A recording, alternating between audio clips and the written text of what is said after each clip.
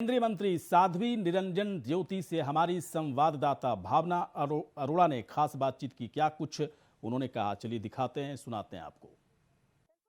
बिल्कुल, आपको बताना चाहूंगी कि इस वक्त मैं प्रगति मैदान में मौजूद हूँ। केंद्रीय राज्य मंत्री साध्वी निरंजन ज्योति आपको साफ तौर पर तस्वीरों में नजर आ रही होगी। और अभी थोड़ी देर पहले एक बहुत अच्छी खबर आई है कि केंद्रीय कैबिनेट ने मंजूरी दे दी है। 3 कृषि कानूनों को कैंसिल कर दिया गया है और अब जो है ये प्रस्ताव जल्द ही संसद के सत्र में जाएगा, जहाँ पर पूरी तरीके से संसद के सत्र में कृषि कानूनों को रद्द करने को लेकर मंजूरी मिल जाएगी। बात कर लेते हैं साध्वी निरंजन ज्योति जी से, सबसे पहले उनसे सवाल करते हैं। सबसे बड़ी खबर आ रही है, मोदी कैबिनेट में जो है बिलों को कैंसिल करने के लिए मंजूरी दे दी गई है। किस तरीके से आप देख रही है, क्योंकि आप भी केंद्रीय राज्य मंत्री हैं? बड़ी खबर तो उसी दिन आ गई थी जिस दिन माननीय प्रधानमंत्री जी ने देश की जनता से माफी मांगते हुए बिल को वापस करने की घोषणा की थी। और माननीय प्रधानमंत्री जी के शब्द आपको भी याद होंगे, मुझे भी याद है। उन्होंने कहा था कि ये बिल किसान हित में हम लाए थे, हम नहीं समझा पाए तो देश हित में वापस ले रहे हैं।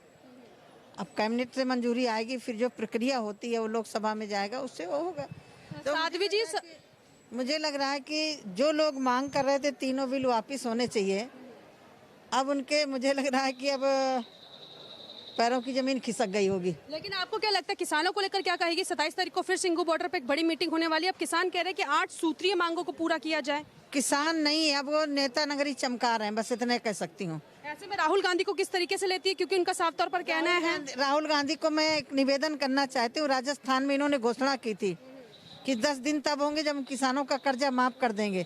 4 साल होने जा रहे हैं, अभी तक कोई किसानों का कर्जा माफ नहीं हुआ। तो कम से कम राजस्थान के विषय पर बोल रहे हैं, जहाँ इनकी सरकारें रही वहाँ के विषय पर तो बोल रहे हैं कम से कम। और कर्जा माफ तुम लोग क्या करते रहे? जितना कर्जा तुमने माफ नहीं किया उससे 10 गुना किसानों के खातों में हमारी सरकार पक्ष लेकिन सवाल कर रहा है आपसे कि आखिर मेहरबा देर की हो गई इतनी आते आते, क्यों कृषि कानूनों को वापस लेने में इतना समय आप लोगों ने लगाया? मैं उनसे भी सवाल करना चाहती हूँ।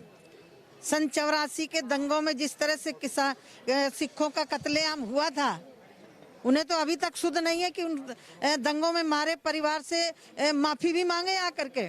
उनको ये भी शुद्ध नहीं है कि मुलायम सिंह समाजवादी पार्टी, अखिलेश जिसके नेता हैं, ये कहा था मुलायम सिंह ने कि इससे ज्यादा भी गोली चलवानी पड़ती तो गोली चलवाता।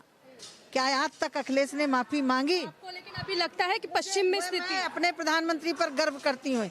यही है 56 इंच का सीढ़ा।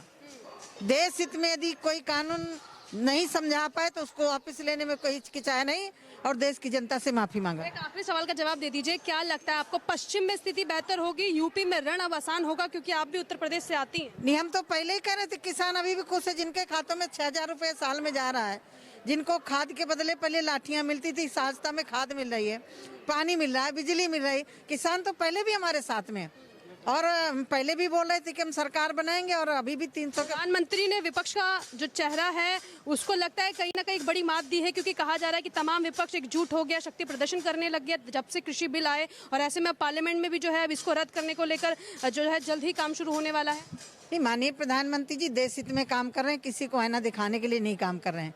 अब किसी को अपना आईना देखना हो तो देख ले। तो चलिए, आप सुन रहे हैं साध्वी निरंजन ज्योति को साफ शब्दों में कहती हुई नजर आ रही है कि विपक्ष के लिए ये करारा जवाब नहीं है, बल्कि प्रधानमंत्री नरेंद्र मोदी ने जनता को समझाते हुए इन तमाम बातों का जिक्र किया था कि किस तरीके से ये कानून महत्वपूर्ण है। लेकिन कहीं ना कहीं जब आपसे सहमति नहीं बन पाई, ऐसे में इन कानूनों को जो है वापस ले लिया गया। बहरहाल आपको बता दें कि अभी की जो सबसे बड़ी खबर है वो यही है कि मोदी कैबिनेट ने मंजूरी दे दी है 3 कृषि कानूनों को वापसी को लेकर। और जैसे ही 29 तारीख से शीतकालीन सत्र, यानी कि संसद का शीतकालीन सत्र होगा, उसी वक्त तीनों कानूनों को जो है लेकर जल्द से जल्द इसको कैंसिल किया जाएगा, रद्द किया जाएगा, इन कानूनों की वापसी होगी।